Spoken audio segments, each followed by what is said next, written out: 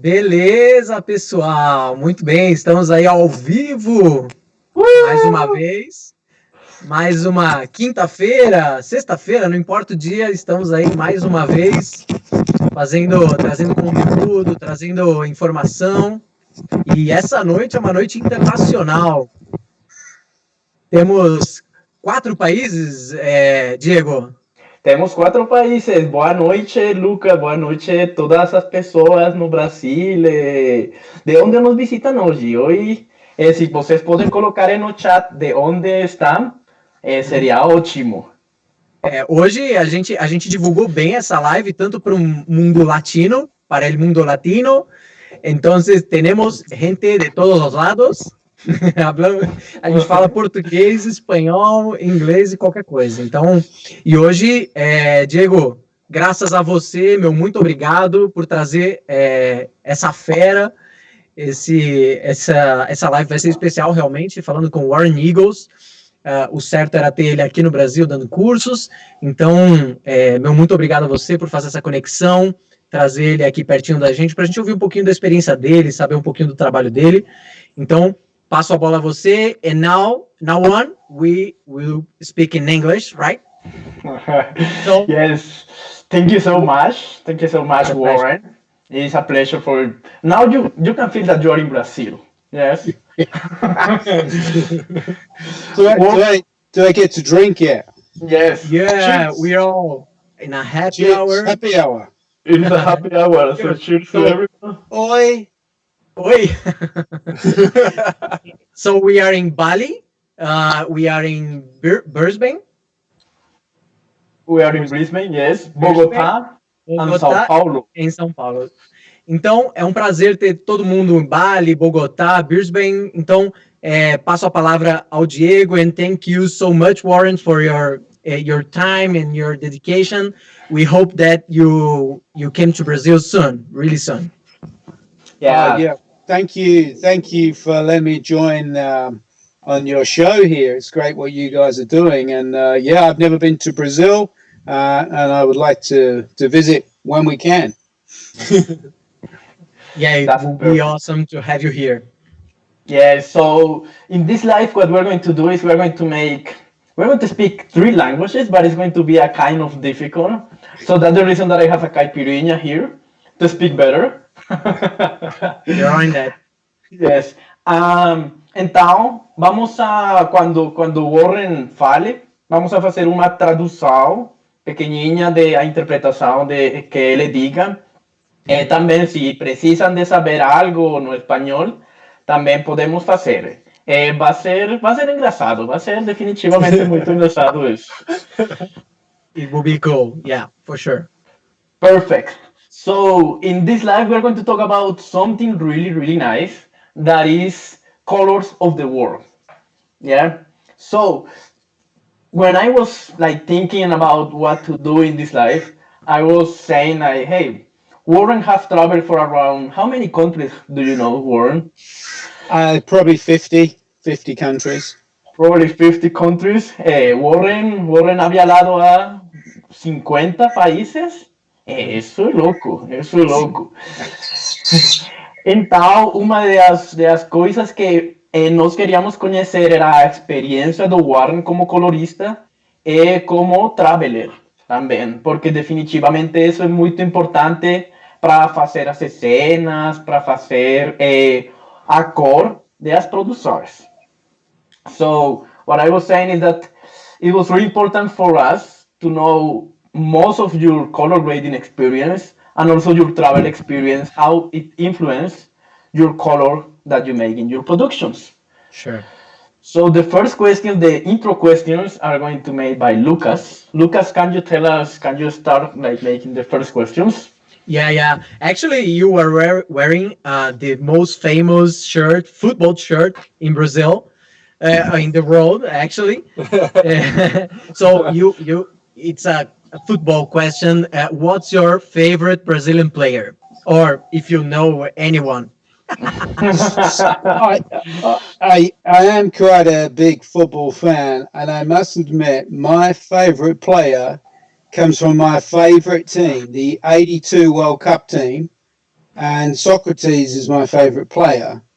That 82 team was probably one of the best teams I ever saw. And they were fantastic. They got beaten in the quarterfinals. I'd have to remind you guys by the Italians. I was sad, but that because Brazil were my second team. England were always my team, but that team was that was a great World Cup. Uau, so, o principal favorito, o jogador dele é Sócrates, então, né? É, muito bom. Impressionante, ele realmente conhece os jogadores brasileiros, né? Sim, sim, e para ele, o equipo do futebol o Mundial de 82, 82, foi um equipo ótimo para ele. É muito bom. Contra a Itália, ele falou? Contra a Itália? Tem gente de Roma. Against Italy was the final, yeah? Yeah, I mean, Neymar, for me, he falls down too much. He's always on the ground. Too much of that for Neymar. But I admire his ability, but there's too much of that. Yeah, actually. É verdade, verdade. Então o Neymar fica muito no chão, né? É isso aí, né? Fala muito e joga pouco. A gente tem gente de Roma na live, inclusive. There's a few people or someone from Rome that told here.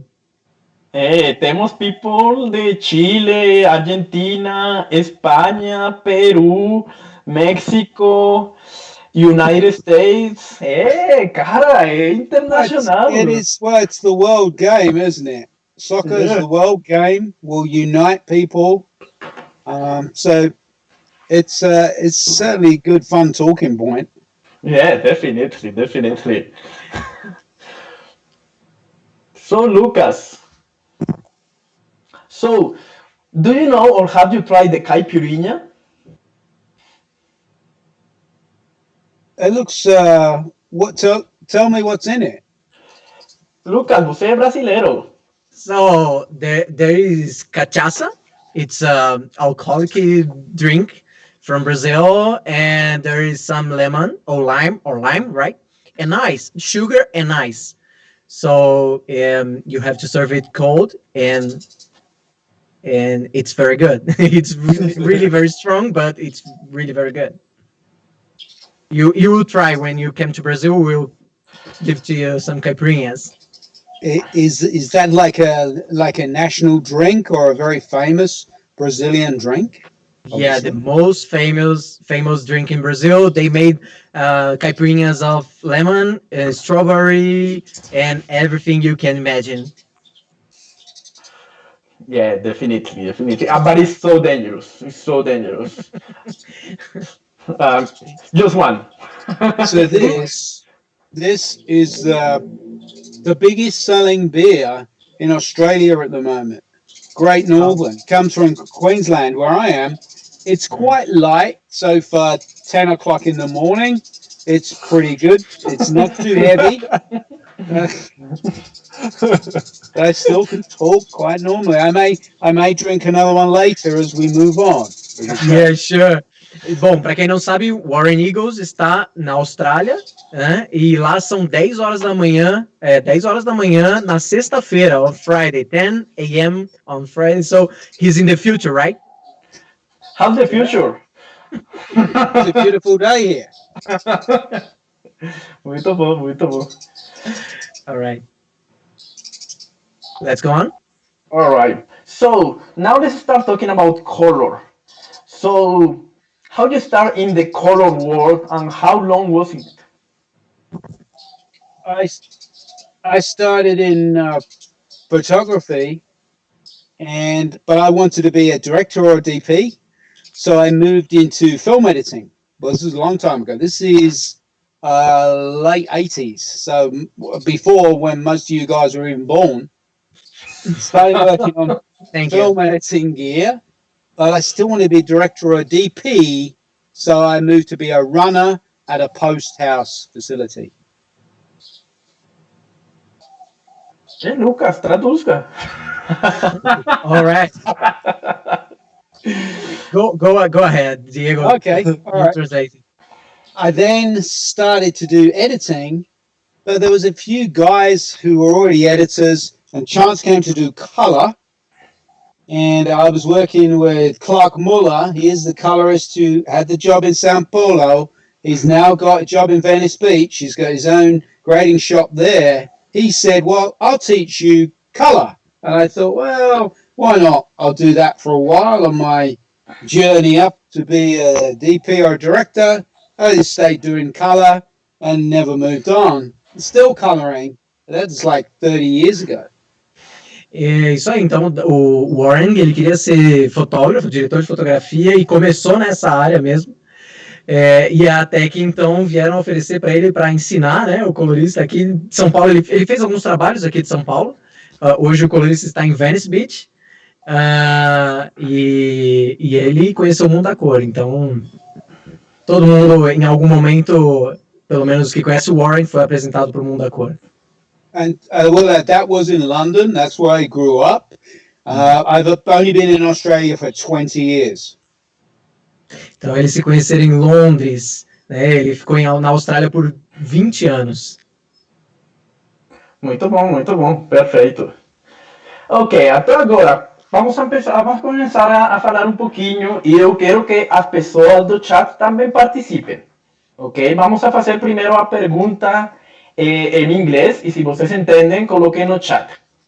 Alright, so now we are going to talk more about color, and what I'm going to do is we're going to make an experiment.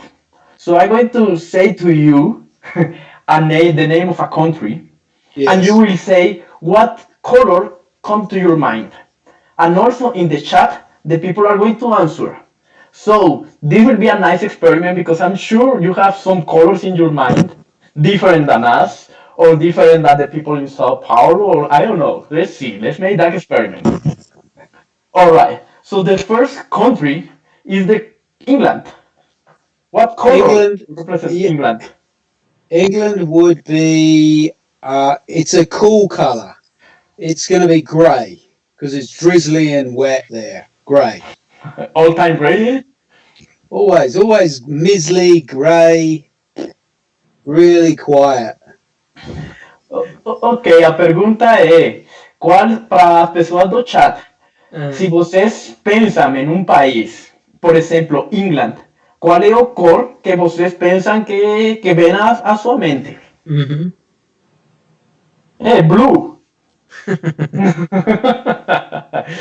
E o Warren diz que o que vem à mente dele é cinza, né? Então, grey. So, parece mesmo, né? Então, sempre ali chuvoso, né? Então, foggy.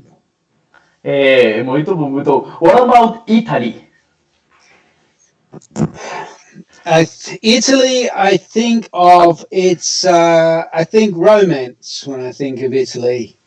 So I think so that's going to be a warmer color. So I'm going to say red for Italy. I think, romance, wine, dinner, socializing. I've been there, but not for a long time. Tomato sauce. Então, para as pessoas do chat, quando vocês pensam em Itália, vocês que color pensam? White. White. Red. Mm-hmm. Yeah, it's sort of hard not to think of the flag color when you think of the country. I suppose that's an obvious answer, but having been to the places, I think you can definitely add something if you've been there. If you've not been there, you obviously can get some of this from films. We've all seen the places there, and we've seen pictures. But there's definitely something different when you go to a place and you talk to the people and you get a feeling for how it is. That's why I always say it's about experiences. If you've got experiences of being somewhere, you can put that into your color correction. And I really believe that does help when you're trying to create looks or moods if you've been in that place. So what about China? Oh. Have you been in China? That's smoggy. Smoggy, that's another grey one, but even greyer. That's a dark grey. That's a dark grey? Oh, I just think of it being, it's grey and it can be cold when I've been there. So that's what I think of. I think of it's almost black and white. That's what I think, almost. Interesting. Not as black and white as North Korea. That was on the black and whitest, but China can be very smoggy, grey, quite cold, not so much colour in that world. I'm talking about Beijing on a very smoggy day, not to generalise too much of China, but in my experience, that's what I think of when I recall being there. Muito bom. Então, Itália temos vermelho, né? England temos Inglaterra temos cinza e agora China, né? Cinza escuro, esfumaçado, né? Sí, con mucha niebla. Você como dice niebla en portugués? Eso es portuñol, meu, portuñol. Caramba, Daros, ajuda aí. Névoa. Ah, é a mesma coisa. Névoa, pode ser névoa. Eu ia falar mais, sei lá. Okay, perfect. So what about India? India is just hot and crazy. If you've ever had one of those rainbow ice creams, okay, a rainbow ice cream, if you get one here in Australia, is one of those with all the colours in it, and it's just a complete scramble of colours. That is how I would describe India. There is just everything going on there, lots of saturation. It's a very busy place, but very colourful and vibrant everywhere, from the clothes to the streets to the markets, cars, the whole place. So yeah, rainbow. É engraçado. Todas as cores. É saturado e colorido, né? Muitas cores. É realmente o que a gente imagina de Índia, né? É quente, então, e todas as cores saturadas sempre. Okay, and what about the East Coast in the United States? It's a bit stereotypical, but typically the East Coast would be a bit more, maybe like European. We're going to think a little bit cooler than the West Coast. If we're thinking West Coast, to me, I'm thinking Beverly Hills Cop, Jerry Bruckheimer type, very warm, magic hour type feel. I think of that when I think of like LA, East Coast, New York, Manhattan, and I think you got one of my stills from an ad there. A little bit cooler, more desaturated, more European maybe, more classic than maybe the West Coast feel. I didn't really put colour to that, did I? So, there we go. Yeah, nice. So what about coming to America, to Argentina? How would you grade something that was recorded in Argentina? You need to ask Javier. Javier's the colorist. That's where he's from. Like he can answer that one better than me. Javi, what do you think? Yeah, probably let's put Javi. Javi, what do you think is the color of Argentina? I don't know. People said that the Argentinian movies are quite desaturated. I don't know if you have this feeling about this. Like it's quite European place, and our city, our downtown is built in this time that all the European people came to South America. So we got this like a concrete background all the time. Normally like more into the indie movies. So I can say that my mother said all the time, why you grade so great, so desaturated, it's like why so sad, this kind of things. And this is one of the experience of one of my teachers in Argentina. He worked in some countries in the Caribbean at the beginning.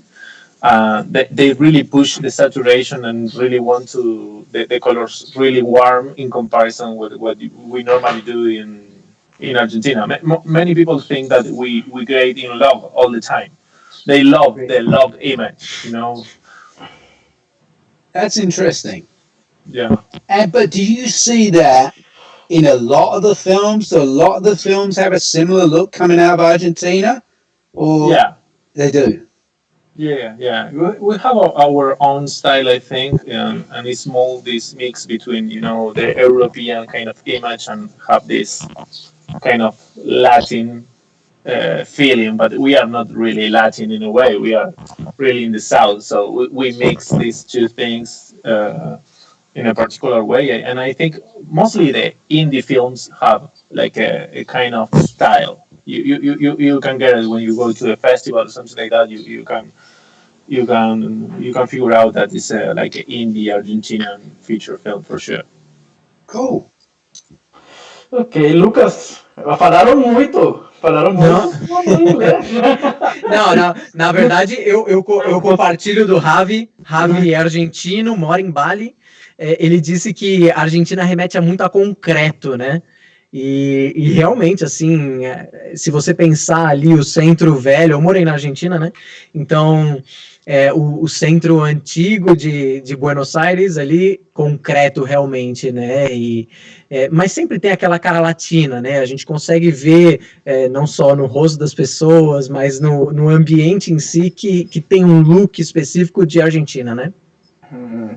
Para todas as pessoas do chat, Lucas é brasileiro que fala espanhol argentino. No, es verdad, no es verdad, no es verdad. Es una mentira, es una broma, es mentira. Pibe, es una mentira, pibe. ¿Qué te pasa, boludo? ¿Estás loco? Ok. Agora, so what about, you were already in Colombia. So Yes. if you create a movie in Colombia, what colors do you think that will be the predominant in Colombia? I'm thinking Colombia's would be on the warmer side as well, slightly warmer side, but I don't see it as too contrasty as well. Almost I'm trying to convey certainly a certain warmth probably for Colombia, but yeah, I'm very much a fan of just trying a number of things, but if nothing too strong comes out, then just a really neutral balance is a lot of times all that we need.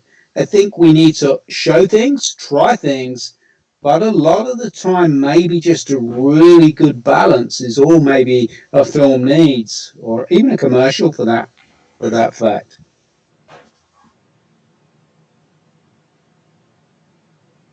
Hey, Lucas. Okay. All right.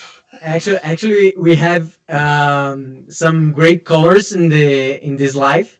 One of those is Fabio Souza, and he's asking a technical question already. But I think I will ask you now. What do you think about the digital grain over the classic grains, the analog grains?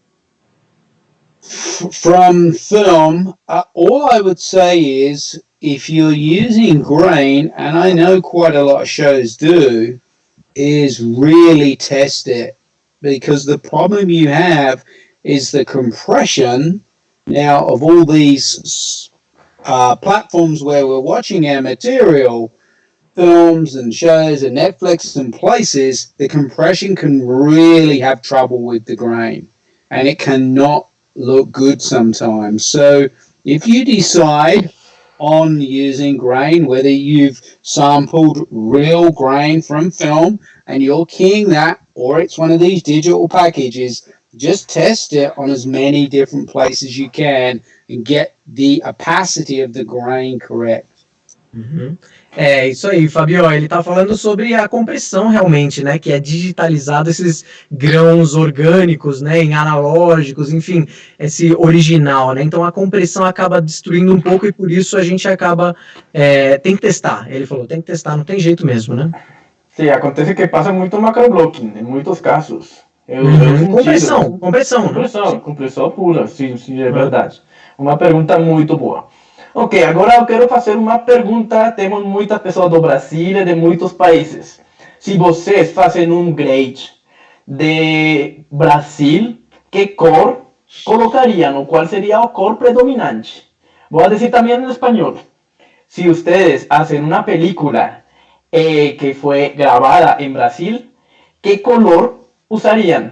And now in English. So, if you will create a movie that was recorded in Brazil, what will be the predominant color that you will use? Yeah, You know I was going to say that, didn't you? Was that a trick question? It's not that difficult, right? The Samba Boys. Just yellow, or what did you choose? Green, you say?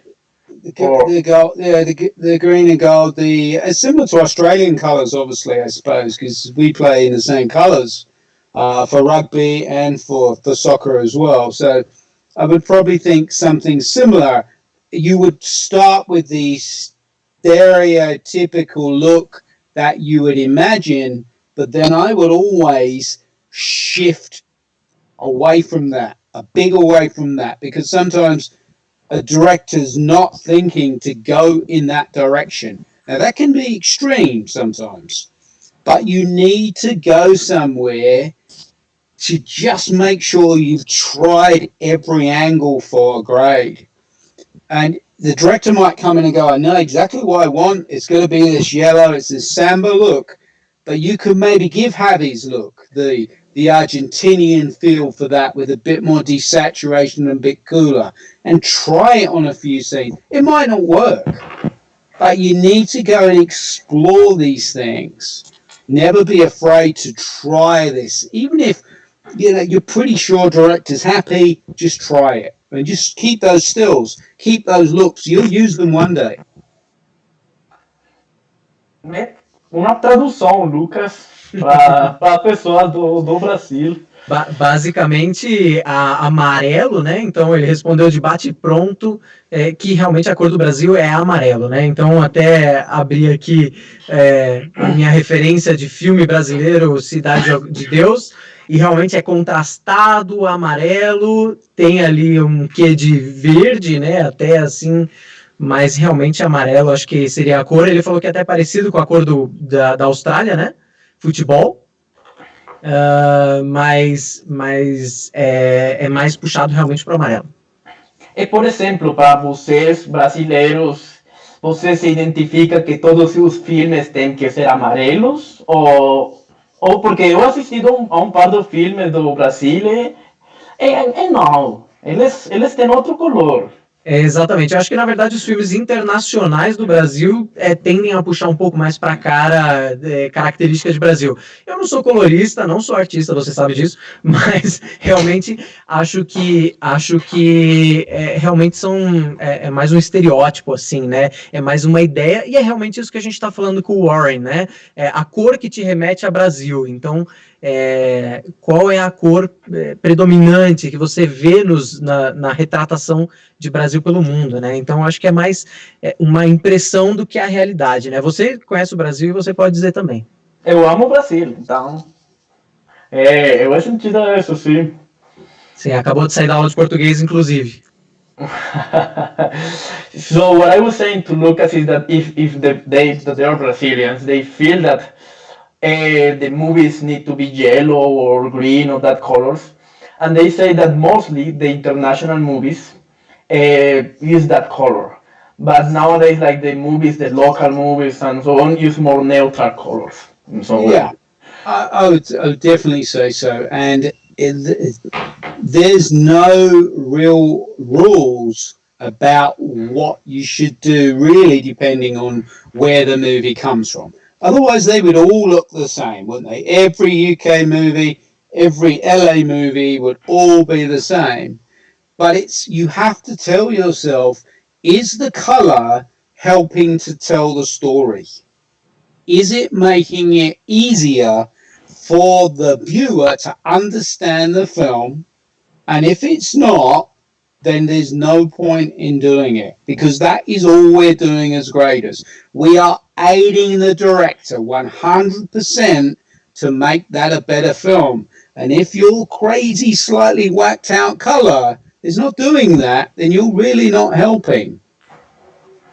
Então é exatamente o que a gente falou, né, Diego? Você tem que se perguntar se faz sentido essa cor para contar a história, né? Enfim, a tradução simultânea não é exatamente precisa, né? Eu não sou tradutor, mas eu estou tentando, enfim. Então, realmente é isso. Tem que se perguntar se está ajudando a contar a história, né, do filme. Basicamente, por isso que nem todos os filmes são amarelos, assim, né? É exatamente isso. Yes, and now I moved to Corona. And you, The beer? Diego, you're drinking quite a lot there. Is it? Yeah. You in lockdown? All the bars shut there, or All days, all days. so you're just drinking at home? Yeah, just drink it at home. Are you drinking more than normal? Probably. Yeah. But Yeah, is I'm Corona worried cheaper now. now during the quarantine in Colombia? Yes, the Corona is cheaper here also. Hey, every day here gets to about 4 o'clock, and I think, oh, must be time for a drink. Like people, Australians are, because it's still hot. We go, oh, must be time for a drink. Every day is the same, beer o'clock. É engraçado isso. Hora da cerveja, 4 horas da tarde. É isso aí. Aqui também. Here no Brazil, Brazil ama cervejas. You will love Brazil because Brazilians drink beer all time. All time. Probably is the country that I've been that they drink more beer. All the time. All the time. Well, what he's going to think about us? No, you are crazy, man. It's the interesting thing about, and we're talking about classes and visiting. Now, one of the downsides about doing virtual training is that we can't go out afterwards and have a drink. Because I think one of the most important things about a class is when you're finished, you've done a lot of talking, you want to go outside and have some drink. And sometimes some of the best conversations and the networking and the stories is when you do that. Because people open up a bit and they start talking about their problems and what kit they use and what clients and what they did. There's some real good stuff that happens there. So I still think the classroom is always the king in learning. We do some other ways of teaching because we have to, but it's just a balance, I think, at the moment. Yeah, human relationships, right? I met Diego in one of those. Yeah, we met in one training. Yeah. All right, so I'm going to ask you another question. Have you find when grading that you grade in a color and then you go to some other country and you, how to say, you find that that color is not allowed to show or that represents something completely different that you graded? I can't say that. I've heard that. I'm trying to think that I heard that a particular look didn't go down well in one country. And what I can say is I know in Japan particularly and a number of Asian countries, they like the skin tones to be almost white, very white and Caucasian looking in the skin tones. And they're quite particular about this. And that's not just in their films or their TV. If you look at their advertising in their shopping centers, on their billboards, they do have a lot of sort of almost desaturated, classic looking through their skin tones. And I'd say probably particularly more so in Japan maybe than in other countries. It's an interesting one. Yeah.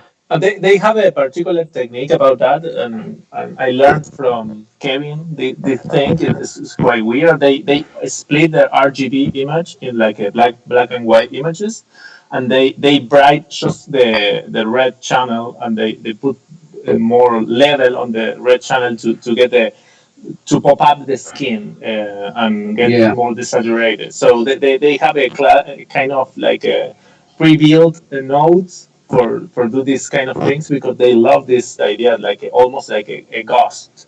They have this like a really pale skins. Yes, I think that whether that would ever change, I don't think so, because I think that's been roughly the way ever since I've been grading, and I've done a few jobs working there, and it's something they are very particular about. But it's an interesting one. It's a good question. Nos pode traduzir um pouquinho? Claro, na verdade você vai falar da técnica, né? Porque, enfim, ali que o Ravi falou de separar realmente a imagem preto e branca. Isso é tudo legal. Muito legal, isso é muito curioso. Na verdade, o Diego perguntou se tem alguma cor proibida, né? Em alguma parte do mundo. E o Warren falou que no Japão, por exemplo, eles puxam o tom de pele quase pro caucasiano, ali o branco bem brilhante, assim, né? Então, bem branco. Então, ele falou que, na verdade, é o skin tone do Japão que é mais puxado para o branco. E até o Ravi complementou com uma técnica usada que o Diego pode explicar melhor. Javi, ¿puede explicar mejor en español? Ah, claro, lógico. Em portuñol. Portuñol. No, solo que vi o me pareció particular que usan una técnica que abren los canales RGB y trabajan el canal rojo subiéndole la luminancia a la piel usando solo el canal rojo, no teniendo que enmascarar ni nada, trabajando la piel especialmente en la imagen blanco y negro del canal rojo y después lo vuelven a componer. Entonces es como una técnica ya, como dice Warren, que ellos esperan que vos trabajes de esa manera, esperan ese resultado. Y es lo que vemos con esa imagen asiática de comercial, que es como si le hubieran puesto un farol de frente todo el tiempo, que además lo hacen, obviamente, pero tiene como este tono de piel tan particular que si lo querés reproducir al principio y te pones a hacer máscaras y tal, no lo vas a lograr o va a ser muy caótico. Como lo procesan todo el tiempo, lo hacen a través de esa técnica de abrir la imagen y me pareció súper interesante. Uhum. É um padrão, né, que você enxergou ali de realmente separar o RGB e subir a luminância do R, sem ter que mascarar, como você disse. Perfeito. See, I want to ask you if you can share as a tip, now that we are talking about the skin tones, if you can share as a tip that you usually use in Resolve to improve the color of the skins or the softness. What is your methodology in some way that you use it? The biggest mistake that I see people make is that they reach for secondaries or curves or shapes too early.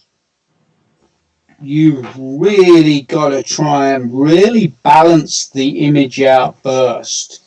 Because if it's been shot, unless it's been shot really wrongly, there shouldn't be any reason why you shouldn't be able to balance that out and the skin should look good.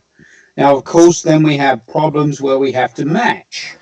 So I would use the hue curves to make little subtle adjustments. And they're talking about Resolve here rather than, say, Baselight or other tools. Because as soon as you key with the eyedropper, there can be a lot of work and the keying could take a long time. So sometimes a very subtle hue shift with the curves can really help. And if that doesn't get there, try the color compressor in the OFX plugins, just for selecting a color, just changing it very slightly. That can help as well. But the main tip is the primary is really the king. If you're not happy with it, reset, put up a gray screen, reset everything, and do it again. Foi exatamente assim que eu aprendi cor. Meu professor de português está aí, né? Não, meu professor de cor está aqui na live. Então, é realmente ficar nas primárias e usar as secundárias só no final, né? Mais para frente no processo. Você não começa nas secundárias. Você tem que equilibrar a imagem bem no começo, tentar atingir um skin tone, né? Um tom de pele bom ali no começo, antes de ter que chegar nas secundárias, né? Aí você falando tecnicamente, você pode falar que ele falou para usar o rio, né? Ali um toquezinho no rio, se bobear você já corrige o skin tone sem ter que apelar para secundárias, né? Sim. Por exemplo, ele também menciona que você pode usar também a curva de hue versus A também para fazer uns ajustes pequenininhos. E também pode usar também o plugin do OpenFX Color Compressor para mover um pouquinho e o cor também. Esse você ensinou no curso, Color Compressor, eu lembro. É verdade. Okay, so can you share us some skills that you have great, and can you tell us what was your, or what motivates you to make that look? And we can make some questions, and the people also in the chat, as pessoas en el chat também podem falar, perguntar os estilos que ele vai mostrar. Yeah.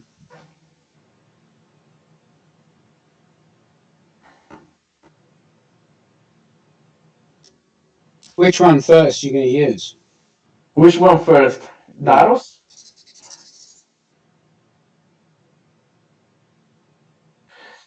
The one with the animals. Oh yeah. So you brought it up, so the guy's looking at it. You going to bring it up or not? Or am I going to see it?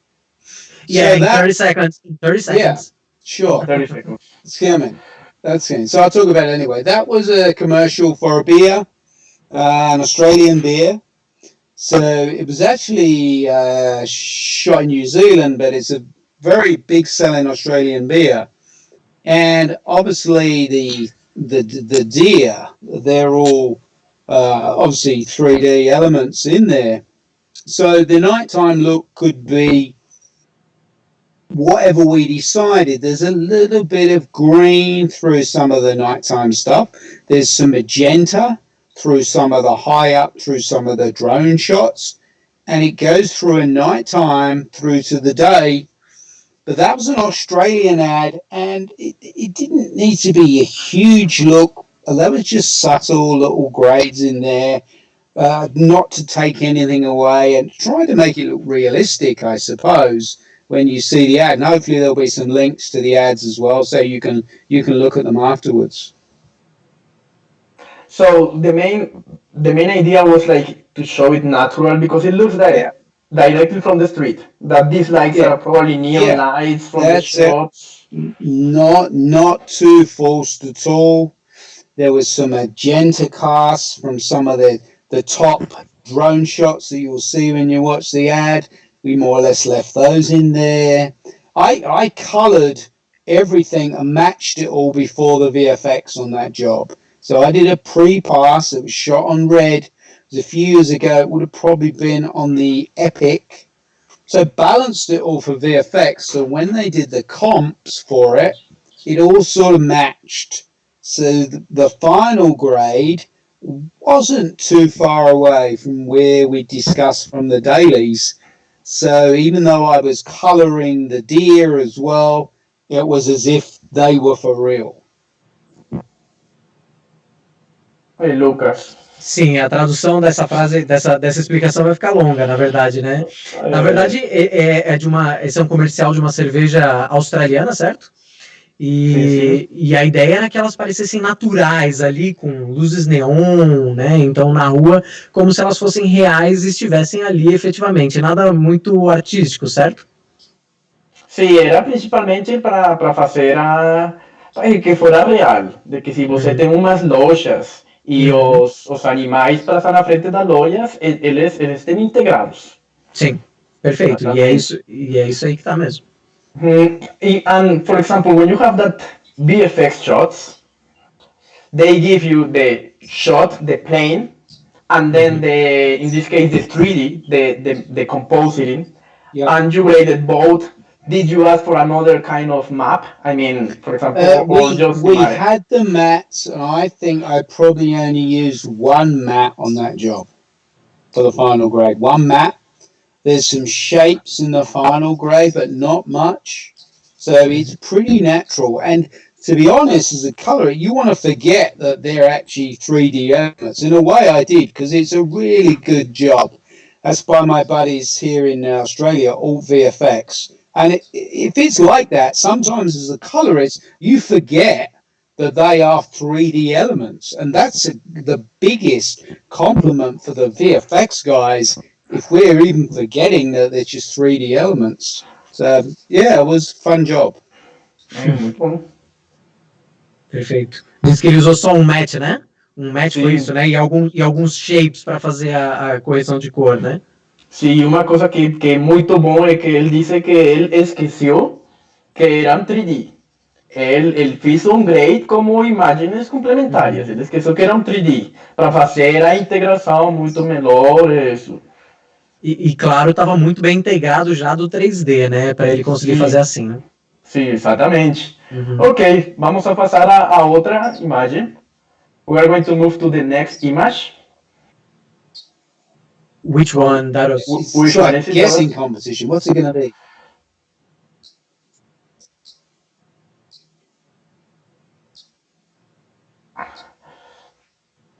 So it looks like we have a small delay. So it's the It's your famous movie. I love movie. Yeah. So that's people often ask me about that. Yeah, So that definitely, I'm is sure a about it. London movie. Yeah. So that's all shot from where I'm from, all around East End of London, markets. It was shot on 16 mil. The look of that film, though, is not mine. That is bleach bypass, and then it is graded by lab timer. Remember, we're talking 1997, 98, 98. pre-digital grading. So the lab timer will have added to the bleach bypass. I made the DVD, VHS, cinema grade, and it's been graded lots of times since.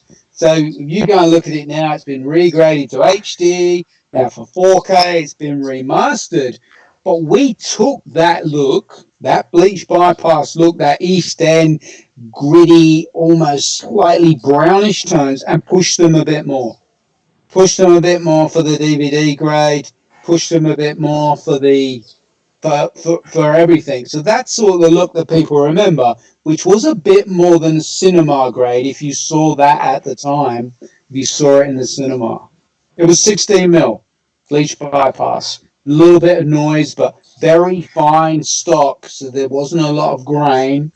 There's a few digital shots in there, all the ramps and things were digital, but mainly it was traditional cinema grade, then my part. Uau, na verdade a gente está falando de um filme que o Warren fez a cor em 98. É um filme legendário. Eu penso, eu quero que se vocês assistiram, as pessoas do chat a esse filme, coloquem yes ou sim ou sim. E se não assistiram, vocês devem assistir esse filme. É legal. Exatamente. Não, tem que assistir. Realmente quem estuda cinema e, enfim, audiovisual tem que ver esse filme, que maravilhosamente em inglês ele chama Lockstock, e em português ele chama Jogos, Trapaças e Dois Canos Fumegantes. E isso, então o Warren estava falando que era o começo ali do digital, né, do grade digital, e em 98, então o Bleach Bypass dominava, certo? Sim, o Bleach Bypass dominava, e também que ele, afinal, lo que fizeram as diferentes cópias do DVD, VHS e todas, eles aumentaram muito mais o Premiere revelado. Sim, e filmado em 16mm, certo? Sim, eu quero ser... É uma película muito famosa, um filme muito famoso. Eu quero saber se no chat vocês têm alguma pergunta específica desse filme. Temos a Warren, então é o momento perfeito para que ele responda. Marcelo Rodrigues disse filmaço. Realmente, it's a great film, yeah. In Spanish, the film was called the same as in Portuguese. It's a huge name for the Lockstock. A long name. Yeah, it's a huge, complex name, yeah. Is it? Sim, aqui uma pergunta do Marco, Lucas. See, if the film was shoot in Kodak 45 stock for 16 millimeters. Yes. Yeah. 45, right? Yeah, the finest grain they could get. Might have been 45 or it might have been 4.8 negative, where I think it was 100 SA. Lots of short ends, which was film that he managed to get for free and for cheap off other productions because he had no money. Everyone was basically working on deferred payments, and they were getting what we'd call points for the film, so you'd have a small percentage. So everything was borrowed and limited money, and they didn't know how it was going to do. But when I was colouring it, hadn't been released, I'm thinking they've got a good film here. We were sitting there watching it and laughing, and people came from the facility, were watching it, and we thought, I think this is going to do well. I was talking to Madonna on the phone, chatting to Madonna, and I'm thinking, wow. That's really, really interesting. Oh, it's funny times. Yeah. É um filme realmente era low budget, né? Um filme guerrilha aí, sem dinheiro, e ninguém sabia como é que ia ficar na pós-produção, né, Diego? Aí o Matheus Cury até acrescentou aqui e perguntou como é que ele faz o Bleach bypass, como é que ele pensa o Bleach bypass, ainda mais pensando em ferramenta digital, né? So the question right now in the chat is, when you are using a digital tool, how do you make a bleach bypass, or what is your first step to start making a bleach bypass in digital? Well, the way that bleach bypass, I think it's important to understand how it worked chemically, photochemically, was when you process a piece of negative or print in the lab, you would have to wash the silver halide crystals from the film through the bleach. And it went through a very complex set of rollers and a whole process in the lab. If you don't take those chemicals off, so in other words, you skip the bleach or you bypass the bleach, you leave the silver halide crystals in, and that gives the image that more contrastier, almost slightly desaturated look, but when you leave that silver in. So what I do, I'm in Resolve certainly, I would make a layer with a black and white high contrast node, and I might use the RGB mixer to make that, and then I just mix opacities through, so I get half of the black and white high con, half the normal image, and then the node above it in that layer, I will grade to that type sepia, maybe Saving Private Ryan feel, or the Lockstock feel, or something like 7. It doesn't have to be that warmer orange. It could be cool, like 7 or Evita or those shows. And I just keep playing with the opacities of the two. And to me, that feels like how you would have done it in the lab with the black and white silver layer. Just keep blending them. Na verdade, o Bleach bypass é um processo químico, né? Então, ali no negativo, no processamento, no revelado do filme, pulavam-se etapas, mudavam-se as etapas ali, justamente para a reação da película ficar diferente, né, Diego? E sobre fazer no digital, ele usa uma técnica separando no RGB, né? Sim, ele faz... It is a layer mixer. Layer mixer. So, ele faz nodo do layer, e ele faz nodo branco e preto, onde ele faz esse branco e preto como RGB mixer, para controlar a quantidade de luz dos canais, e depois sempre faz blend com a imagem original. E para encontrar a sensação que ele quer. Ele dosa na opacidade ali, né? Na transparência de cada layer, né? It's the bottom layer has the black and white high con. The one above it, the top one, it doesn't really matter what way around, can have the slight warmer, the slight cooler. That's like the color timer. So think that is the person in the lab doing that bit, and then the bleach bypass is the layer below. And that's sort of the way I like to do bleach bypass. Então, Diego, como é que é? Explica aí no layer node. Sim, de cima é a cor. O nodo de cima é a cor, o color timer ele pode ser quente ou pode ser frio. E o nodo de abaixo é o bleach. É o preto e branco ali de alto contraste, né? Exatamente, aí ele faz a mescla, muito bom. Eu tenho uma pergunta aí. Estávamos falando, vou dizer primeiro em português. Estamos falando de que o London era algo cool, algo azul, mas esse filme é quente, não? Então eu vou perguntar a ele por que esse filme é red e não blue. So the question is, we were talking that London is more cold, is blue-gray, but this film is the opposite in some ways, more red, a little bit, yeah. So what was the decision, or why do you think that happened? If they wanted a bleach bypass fill, so slightly grittier contrast here, which what happened in the lab, and the color timer pushed it a bit to that orange feel. Then when I got it, I did that a little bit more, but matched the shots a bit more because I had a bit more control than I had in the lab to match it down. And I think Guy Ritchie came from commercials background, and so did his DP, Tim Morris Jones. They were from music videos, commercials, so they wanted a stylized look to the film. They didn't want it to be like every other film at that time. So we pushed the look, then just brought it back, and that's where we decided on that it would go. And it pretty much stays like that through the film. Hey. Yes, because it's really interesting. It's not blue, it's not gray. No, it's not. No, it's a warmer bleach bypass. You normally see a warmer bleach bypass, but it's desaturated bit. But things like Seven, if you go and watch that film, one of my favorite films, then that is sometimes some cooler tones in there for bleach bypass as well.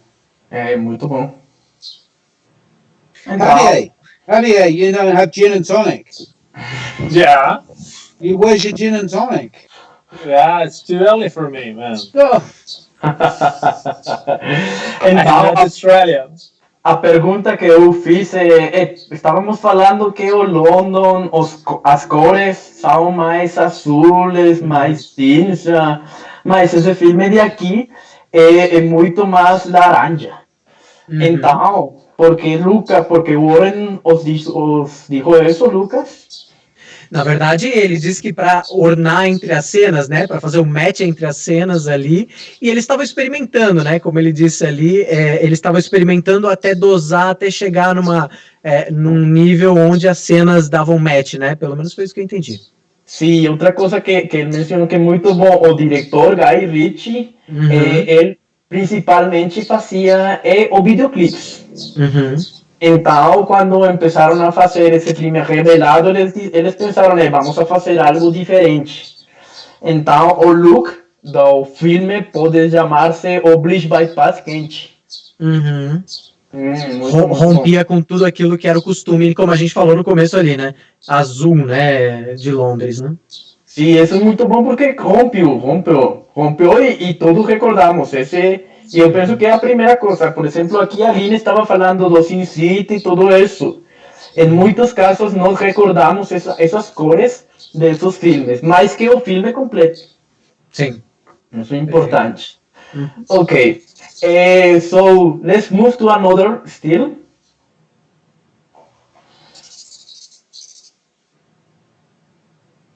Oh, bike. Okay, so this was a commercial for Android for Japan. So I flew up to Japan for this.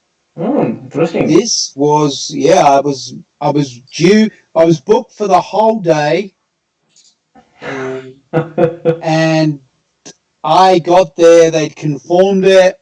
I set some looks, and that was actually Manhattan. That shot, but there was also some shots from around the world. There was a real mixture of different looks. If you see the actual some were concerts, some were shot Japan, and they kept saying to me, the director will come. There were some agency people, and we'd send stills, and then I'd make some changes, and all of a sudden they said the job's done. And I'm thinking, there's no director here. The DP had been there with me, and they said, they're happy. They're not going to come. Which is unusual, but sometimes that happens if you send stills and maybe they're busy and they like what they're seeing, they maybe not need to get across town. So they didn't. So that was a great job because I got paid for a full day and we probably only worked on it for like 5 hours, 6 hours. But then got to go out and spend some time in Tokyo, and the next day I flew back. It was a long way to go for a grade, but it was good fun.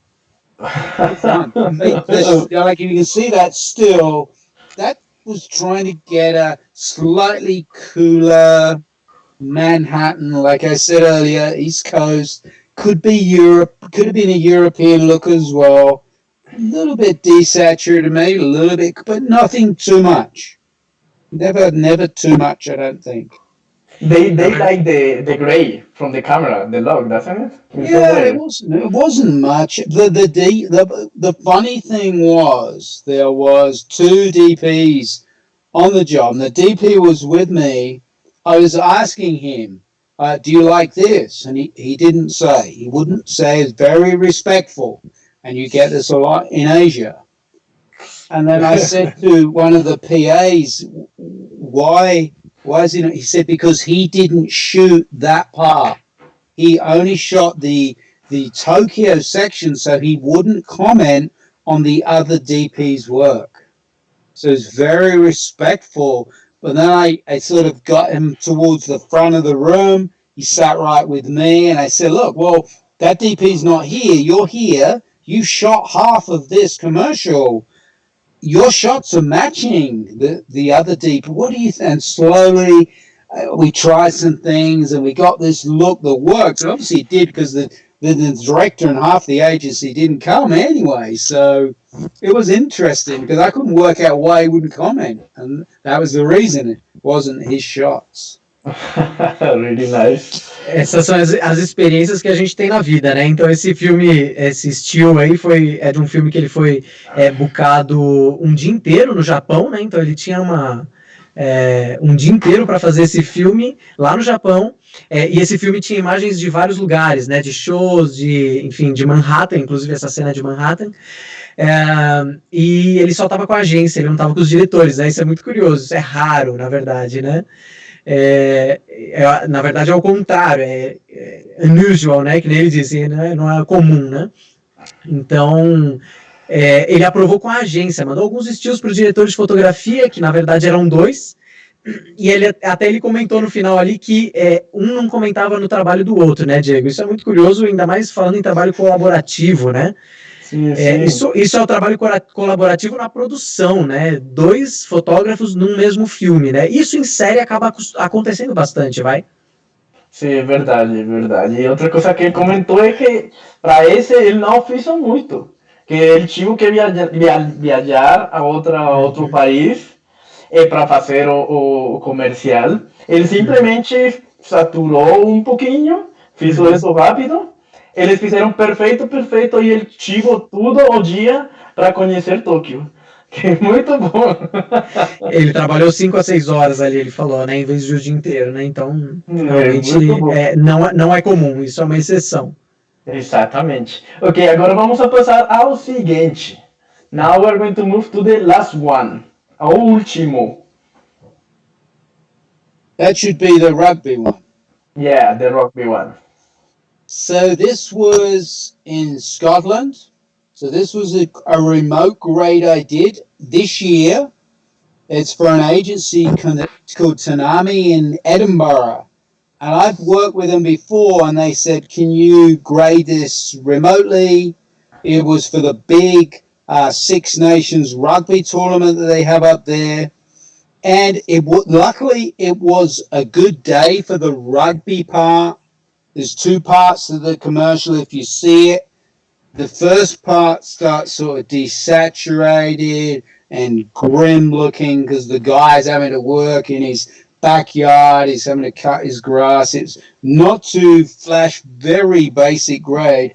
But then when he gets through to the game and he's teaching the kids, it's a very classic, clear sort of Scottish day, winter day. Very crisp and beautiful light. So I'm just trying to expand on that, really, how it was shot, and try and keep it as clear and as sharp as possible. It's maybe slightly cool, but then we bring out the rugby jerseys as well as the kids who are playing the game get introduced. And then I use Frame.io for this. So I would send, there's 2 ads. I would send up on Frame.io. They would look at it when they woke up, give me some feedback. And I think I only went through 2 rounds with the agency and the clients, and they liked it, which was really good. So that was a really good workflow as well. Both previews and the final grades went on Frame.io as well. So I use that a lot. Muito legal essa experiência, então, de um comercial que ele fez remoto, um comercial da Escócia, então, que ele fez de maneira remota. A aprovação, ele usou o Frame.io para isso, então ele fez ali 2 rodadas de feedbacks com a agência e teve o filme aprovado. Mais sobre a cor aí. Sim, sim. Depois vamos a colocar os links desses comerciais para que vocês assistam aí na descrição do YouTube. E uma coisa que ele disse é que esse comercial tinha 2 ambientes. Um mais frio e outro mais quente. Depois vocês podem assistir. Ok, so what is your next beer? This I've already, I must admit, I did have to open it. This is Fat Yak. This is more of a pale ale. It's a little bit more hoppy, but I'm really liking this at the moment as well. It has a different taste, slightly stronger, but this comes from a place called Matilda Bay Brewing Company. It's a slightly different area of Australia than where the first beer came from, but a pale ale, so good as well. Nice, cheers. Cheers. So, eu quero perguntar uma última pergunta para o Warren. A pergunta é se eu gosto de viajar muito, eu gosto de viajar muito. A pergunta é se ele pensa que viajar, conhecer as diferentes partes do mundo melhora a percepção de fazer cor. So the question is, do you think that travel, visit places in your life have made you a better colorist? I think you can put more into your coloring if you've experienced something. If you've been to a place, you know more what that's like. So you know what different sunsets are like. You know what somewhere like North Korea is like, or China when it's really smoggy is like. And it's just experiences. When we're coming up with these looks, we're pulling it out of there somewhere to be able to offer a director something. So I definitely think it does help, yes. Muito bom. Na verdade é a mesma experiência que você tem, né, Diego? Você viaja aí o mundo, Europa, Américas, né? Eu não sei se você já foi para a Ásia, Oceania, acho que não, né? Eu conheço a Austrália, mas Ásia e Oceania não. Eu gostaria, mas eu não sei se depois do coronavírus vamos a poder viajar. Calma, acho que vai. Calma. Já, logo mais. Mas na verdade sim, isso ajuda sim no repertório, né, de um colorista, com certeza conhecer lugares diferentes, visuais diferentes, né, enfim, deserto, praia, enfim, com certeza isso faz você um melhor colorista. Sim, ele disse que uma coisa muito boa é que se você experimentou, por exemplo, o verão na Coreia, o verão no Brasil, o verão em diferentes partes do mundo, se você tem que fazer um grading dessa parte do mundo, e você tem isso na mente. Você tem isso na mente, então você pode aportar muito mais à história. Sem dúvida.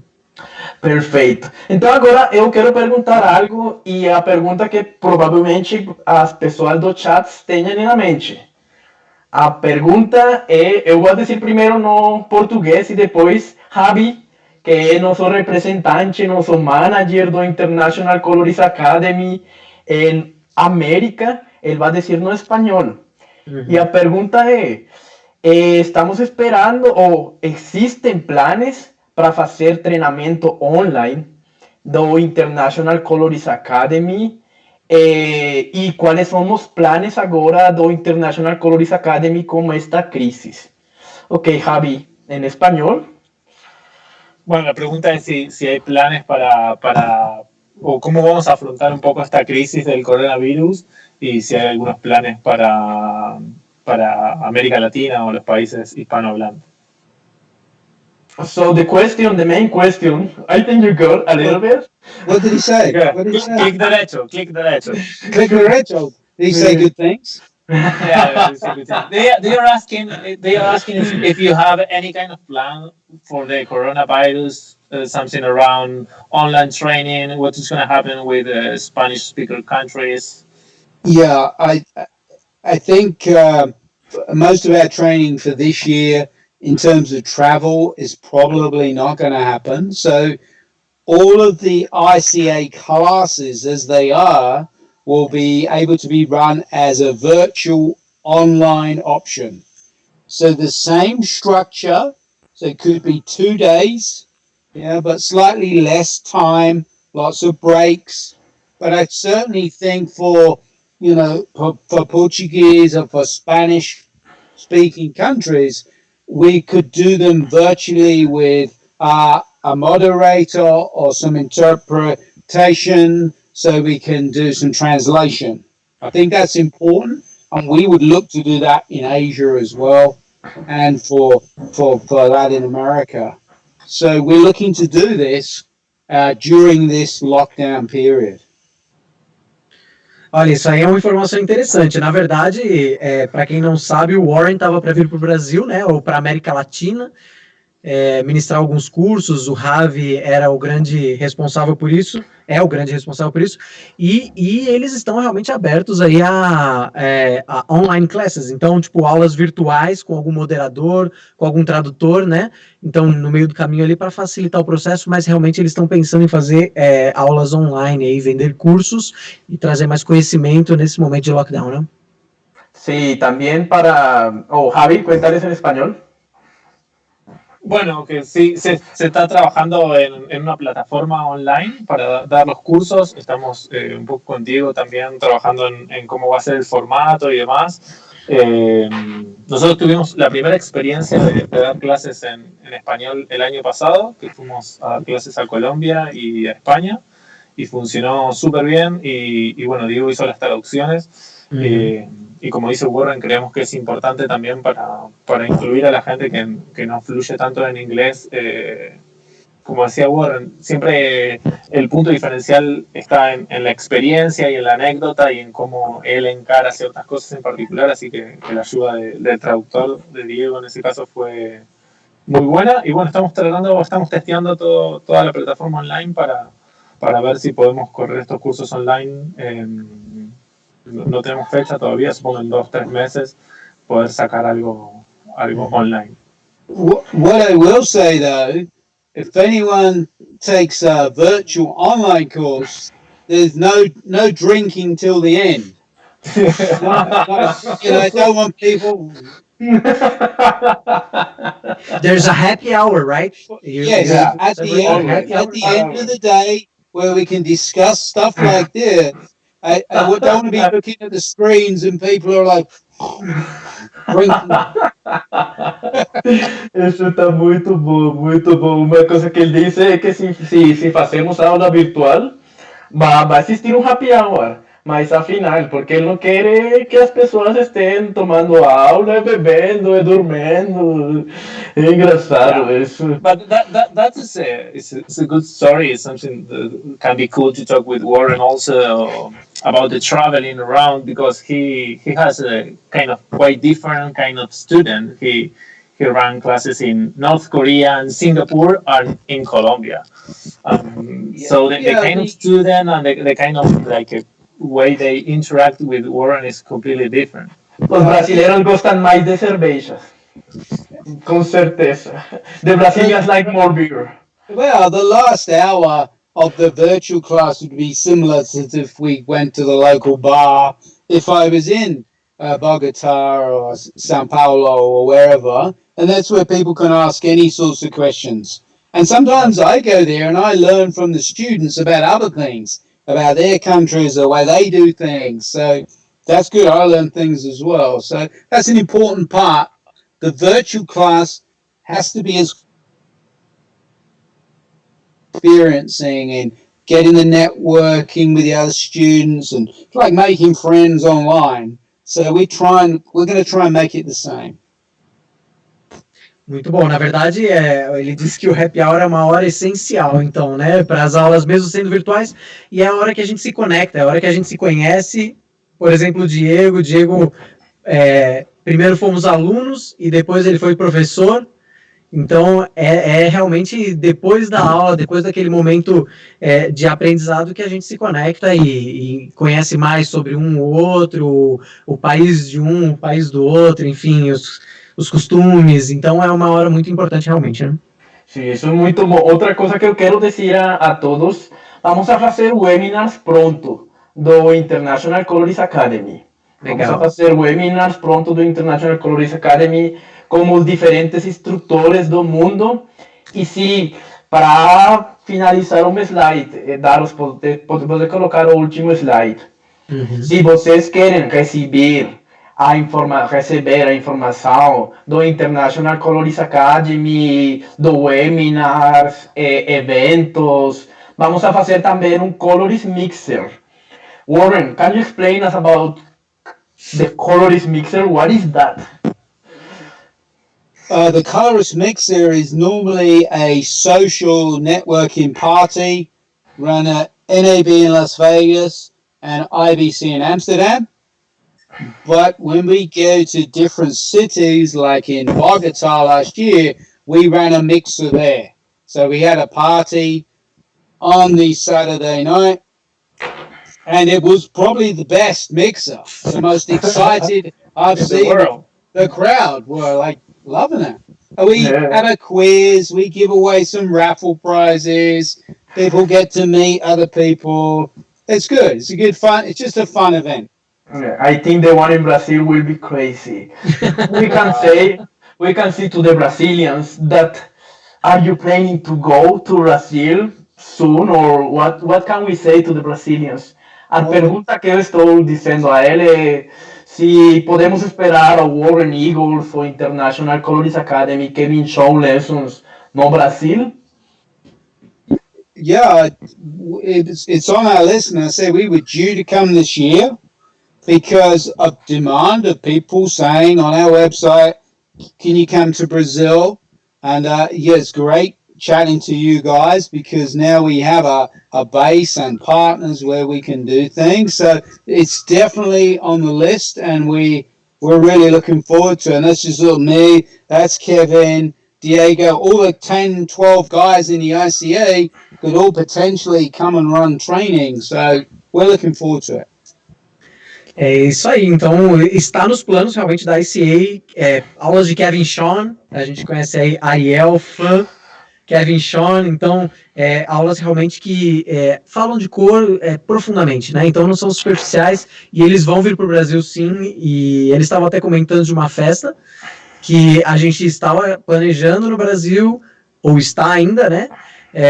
Os Color Mixers que tinha na NAB, no IBC, em Amsterdã, e tiveram em Bogotá também. O Diego e o pessoal aqui no chat tá falando que Henry Burgos disse que foi o melhor, o de Bogotá. Mas eu penso que a festa brasileira vai ser louca, vai talvez ser o do Brasil seja. A festa brasileira vai ser um carnaval, cara. Ai. Bom, então a gente espera ansiosamente para ele vir, né? Então a ICA, né? Não só o Warren Eagles, right?